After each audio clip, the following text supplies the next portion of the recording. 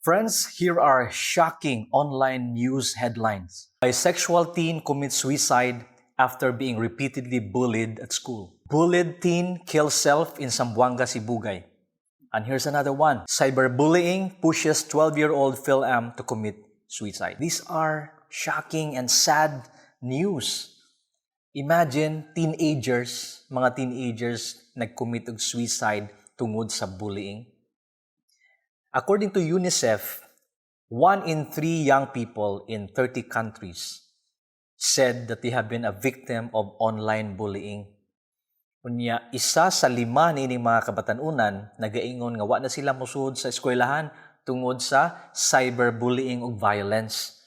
And in the Philippines, a study shows nga almost half of young people, 13 to 17 years old, were also victims of cyber violence. And 1/3 of this cyber violence are in the form of verbal abuse over the internet or cell phone. Unya, about 1/4 of these are through sexual messages. So you see, kining violence against children in all forms, including online bullying o cyberbullying, dako kaayo og kadaot, no? Dili lang sa physical, kundi apil ang emotional ug psychological nga kondisyon sa atong kabataan. And the extreme case will lead them or will push them to commit suicide. And that's very sad. Ang mas naka-challenging ani is because of the access to the internet. Di ba? Ang atong mga kabatanunan karon naman sila access to the internet. Sadly, it's very difficult, if not impossible, to go back to time that wala pa internet because of technology. And even, di ba, even our education now, even our schooling, even their classes are now online because of our situation. We are in a pandemic and because of technology. Di ba? The same study sa UNICEF nag-ingon nga kining mga social media sama sa Facebook, Twitter, Instagram mao ni ang mga common platforms where online bullying happens. Okay?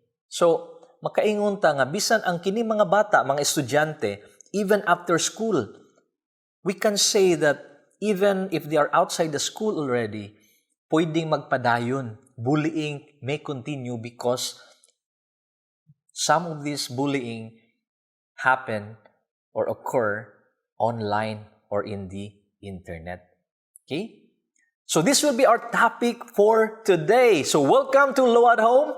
And we are still in our new series, Cybercrimes. And this is our second episode entitled Cyberbullying.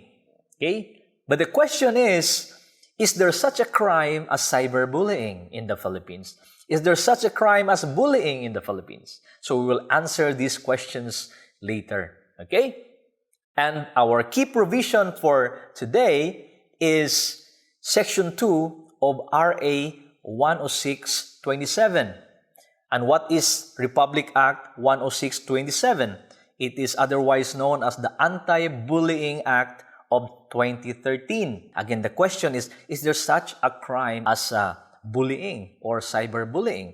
So let's go to Section 2 of RA 106-27. It says, Acts of Bullying. So Section 2 provides, for purposes of this act, bullying shall refer to any severe or repeated use by one or more students of a written, verbal, or electronic expression, or a physical act or gesture, or a combination or any combination thereof, directed at another student that has the effect of actually causing or placing the latter in reasonable fear of physical or emotional harm or damage to his property, creating a hostile environment at school for the other student, infringing on the rights of the other student at school, or materially and substantially disrupting the education process and the orderly operation of the school, such as but not limited to the following. So naay mga specific acts. Pero kung balikan na to ni kining opening statement, ang kining bullying di ay refer to any severe, kanang grabe yun, no? Sa Tagalog pa, malala, and repeated or repeated, kanang balik-balik. Dili lang isolated case, dili lang single act, but repeated use and then by one or more students, no? If you notice, ang balaod, limitado di ay ang bullying sa mga estudyante and in school. But the perpetrator may be one or more. So pwedeng isa or mas daghan nga estudyante. How are they going to commit bullying? Written, verbal, or electronic expression. So, pwedeng sinuwat, pwedeng verbal, gisulti, or electronic expression through probably internet, right? Or a physical act or gesture. Physical yun, no? Or combination thereof. Pwedeng gisuwat, nga ibutang pod sa electronic expression pod, or pwedeng verbal, o niya, doon na po'y physical. Okay? Unya, directed to whom? Or at whom? Another student. So, between students dining bullying under this law. Okay? Unya, unsa may effect? Causing and placing the latter in reasonable fear. Kalisang of physical or emotional harm. So, dili gali necessary nga doon nagyo harm. Harm. Okay? Cut. Resume. Dili gali necessary nga doon nagyo actual nga harm. Basta kay nagka-create na sa victim og reasonable fear nga dunay mahitabo sa iya nga harm, physical o emotional, or damage to his property, no? Bisag sa kabtangan niya. Or naka-create og hostile environment. So ang environment sa eskwelahan dili na healthy, dili na conducive, no, para sa biktima tungod sa gihimo sa perpetrator. Cut. So, resume. Or infringing on the rights. So, doon ay kalapasan sa mga katungod, no, sa biktima diha sa school, sa estudyante, no? Or nakadisrupt sa operation. Tungod sa binuhatan aning mga perpetrator sa bully, na-disrupt ang pagtuon sa mga bata, sa labi na sa victim, okay, diha sa eskwelahan. O even sa operation sa school, naka-affect. Unsa man ni nga mga specific acts? Okay? Letter A, any unwanted physical contact. So, take note of the word unwanted. So, unsa man ang unwanted? Walay kagustuhan, no, sa biktima. Unwanted physical contact between the bully and the victim, like punching. Okay? Physical man ni contact, no? Punching, sukmag, pushing, tukmod, shoving, kicking. So, patid, slapping, tickling. Ano sa man yung tickling? Gitik. Okay? So, pwede din bullying po ang gitik, no? This may sound funny, but again, take note of the word unwanted. So, kung katong gigitik sa bully, niingon siya, ayaw lagi kayo ako'y gusto niya, gigitik gid siya. Okay? Pwede nag-bullying, right? Headlocks, inflicting school pranks. Uso ra ba ang mga pranks karon, no, sa YouTube? Kung wala day gusto ang victim niya na, bullying po na siya. Teasing, kanang pagsungog-sungog, fighting, and the use of available objects as weapons. So that's the first type of bullying, unwanted physical contact. Letter B, any act that causes damage to a victim's psyche or emotional well-being. As I said, dili lang physical, kundi emotional o psychological. So any act nga maka-apekto sa iyang emosyon o sa iyang psychological setup, bullying pud kana. Letter C, any slanderous statement or accusation that causes the victim undue emotional distress, like directing foul language or profanity at the target, name-calling, tormenting, and commenting negatively on the victim's looks, clothes, and body. So kanang dili maayong mga pulong, slanderous, kanang pagpakauwaw, pagpangdaot, no? Pag-accused, pamasangil nga naka-cause og emotional distress, no? Naka-cause og kaguol sa victim. Okay? Sama sa dili ko na maayong pulong, sama sa pagpamalikas. Okay? Gibalikas niya ang victim. Okay? Or name calling, gitawag niya bisag unsa lang, like bugo or buang or demonyeto, demonyeta. Okay? Or tormenting or commenting negatively on the victim's looks, no? Kanang iyang appearance, no? Patian ni mugnaong. Okay? Or ang iyang clothes, lusyang kay ka, oy, sa imong gisulob, or baduy kay ka. Or body, kanang body shaming. Tambukan ni mo, oy, dautan ni mo, oy. Okay? So, those are also acts of bullying. And letter D, cyberbullying or any bullying done through the use of technology or any electronic means. Mao na ni technically ang cyberbullying. The fourth type, no, of bullying is cyberbullying or bullying done through the use of technology or any electronic means. Okay. So mao kana siya ang bullying under section 2 of RA 10627. Again, but the question is, krimen ba kini under this law? Friends, if we look at the longer title of the law, RA 10627, it says, an act requiring all elementary and secondary schools to adopt policies to prevent and address the acts of bullying in their institutions. Wala mag-ingon diha, no, nga an act punishing or penalizing or an act defining the crime of bullying or cyberbullying and imposing penalties, therefore, wala. An act requiring the schools to adopt policies. So, dili kini criminal nga balaod. No? Igo lang niyang gi-require ang mga eskwelahan to adopt policies to prevent bullying. So, gi-define lang diha ang bullying para maklaro unsa ang bullying, para maklaro unsa ang mga acts nga dapat nakabutang sa policy nga makonsider nga bullying apan walay penalty diri, walay penal sanctions sa perpetrator or victim o sa bully rather. So now pangutana, if I am a victim of bullying, what will I do? What are my remedies? So if we continue the law, before we answer that, sa section 3, mo na, gi-require lang, no? Adoption of anti-bullying policies. All elementary and secondary schools are hereby directed to adopt policies to address the existence of bullying in the respective institutions. So the directive is for the schools to adopt policies. Okay? And then section 4, you require to have mechanisms to address bullying. No, nga kinahanglang na ay designate ang principal, nga designated officer, school officer to handle mga bullying matters or issues. Nya kinahanglang mo report ang principal o designated officer kung naay mga instances of bullying. So mo na mga mechanism.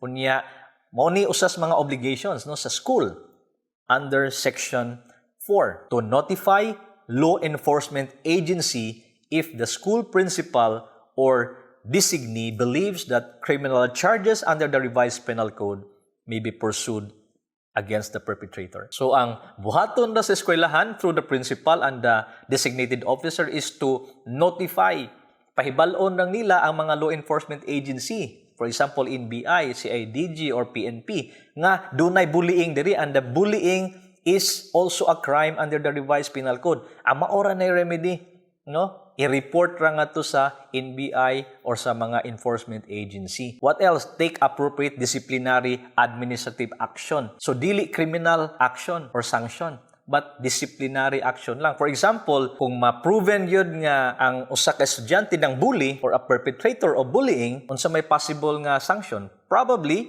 expulsion from the school or maybe suspension from the school, but not a crime as bullying or cyberbullying. Okay? What else? To notify the parents and guardians of the perpetrator. So, inform lang. And finally, to notify the parents or guardians of the victim regarding the action taken to prevent any further acts of bullying or retaliation. So, basically, just to set a policy lang yun o ang mechanism para ma-investigate, ma-report, ma-investigate o ma-aksyonan within the school ang bullying. And administrative ra yun. Either expulsion, probably, or suspension from classes or from the school ang sa perpetrator. So, unsa may sanction ra, ang nakabutang ra nga sanction nga ni sa RA 10627 is administrative sanction on the school administrator kung di siya mo follow niini nga dapat na i-policy nga i-install or i-implement ang eskwelahan. So, pwede siyang ma-administrative sanction. Probably suspension pod or termination from the school. Ug ang eskwelahan pod nga di mutuman, private schools, suspension of their permits to operate. So di na sila ka-operate as a school kung di sila mo follow nini. Okay? So it's not a criminal legislation. Kining RA 10627 no nga nag-define sa bullying or cyberbullying and then nag-provide og criminal penalty, imprisonment or fine, wala. Gi-require lang ang mga schools to have anti-bullying policy and mechanism how to address, investigate, and take action on those acts of bullying para dili na mahitabo sa ilang eskwelahan. That's it. So the question is, going back, is there such a crime as cyberbullying in the Philippines? Wala, technically. Not even bullying. Okay? As a crime, wala. So, what is my remedy? So, the question is, are you a victim of bullying? Nabay ng bully nimo and you are not a student? So, if you're not a student, di ka mo fall no? If you are an out-of-school youth already, or you are already a graduate, nagtrabaho na ka, or you are my age, you're already, okay, you have a family already. There's no such thing as bullying, but we can find other provisions in other laws like the Revised Penal Code. For example, kung ang physical contact, okay, katong giingon nga unwanted physical contact, that is bullying, di ba? Under Section 2. But since there's no crime as bullying, if it causes physical injury, then the crime would be physical injury under the Revised Penal Code. Or if it is verbal, and the verbal bullying is libelous, then it may fall under libel under the Revised Penal Code. Didiscussan na to, no? Sa primero na to nga episode sa cyber libel. Or it may fall under cyber libel under the Cybercrime Prevention Act. That is cyber libel if it is through electronic computer, right? So, adto tas laing mga balaod, not RA 10627, di ba? So again, at least na enlightened ta karon because I know katong suwa pa ta kabasa niini, we were thinking mayong bullying na balaod nga pwede kasuhan og bullying, crime nga bullying, no? Kay di ba? Nauso na nato nga naagali magdaog-daog na to, ay that's bullying ha, or kanang nay madaog-daogon, bully man na siya. So I hope klaro na siya. Naagihapoy remedy but not this Anti-Bullying Act of 2013. Okay? So at least klaro na nato. We can go to other laws for that matter. Okay? So, ang bullying di ay is a broad concept. No? Mas general ang word nga bullying and it has many forms. It may be physical aggression, punching, kicking, slapping, pwede galing tickling, no, manggitik nga way pagtugot sa gigitik, so careful mo manggitik mo pananghid sa or pwede pug verbal ang form sa bullying kanang imong i-tease, no, teasing through verbal or imong pakauwawan dauton, that's also bullying, imong pasakitan siya pinaagi sa mga pulong or kanang pagdaot sa ilang relasyon, no? You tell lies about the person or you spread gossip or kanang rumor mongering, no? Kanang imong daoton manglibak nga madaot ang iyang maguba ang relasyon niya sa ubang tao, that's also bullying or harassment. Or another form would be cyberbullying, pinaagi sa internet, online, imo siyang i-insult, imo siyang dauton, imo siyang i-harass, online cyberbullying po na not as a crime but under the bigger concept of the word bullying. Ngano mang mahitabo maning bullying? Why does bullying happen? You know, and some studies, mga research shows nga kining bullying is systemic problem. This is a systemic problem, not only sa tao, no, sa bata na perpetrator, not even sa victim, but this is influenced by the environment of the child. no? Systemic. Maybe sa family or sa peer group, and even in school. Katong wala pa ning balaura nga ang mga eskwelahan walay pakialam, mo tolerate ra pud. So mahitabo na siya ang bullying, and even socio-cultural factors nga maka-perpetuate sa bullying. So it's not solely rooted in the child. Okay? And some studies would even say nga bullying is a cycle. Ano mang cycle man? Kay majority of students kuno nga nang bully, ning admit ni sila nga they themselves were victims of bullying, di ba? Iingon to sa una. Hurt people. Katong mga tao nga nasakitan, mapasakit po na silang mga tao as most of the time. Okay? So, unsa may challenge na to? Okay? Unsa may challenge na to? As parents, again, so I'm going back to my message in our previous series sa Family Law nga the family is the foundation of the nation. Kining problema sa bullying, it's already a pandemic na pod sa atong society karon. But if we address, no, if we treat, if we kill the virus at home, ma-address na to ning problem. Okay? Bullying is associated with experiences of aggression in the family, whether between parents or family, or parents and child, or even among siblings. Mo nakita mga parents should act as model. Okay, we should encourage kindness in the home, solidarity and unity in the home, and empathy in the home. Kay para ang atong mga anak pod looking at us as models, imo po na buhaton nila, dili sila mahimong bully sa gawas. Okay? And then we have to be sensitive po sa atong mga anak. Labi nagdunay mga hints, no, nga they are also victims of bullying, hindi lang sila kasulti. We have to be sensitive. Okay? We have to listen to them. Dili nato i-ignore o nasalay isumbong nga rin nato, right?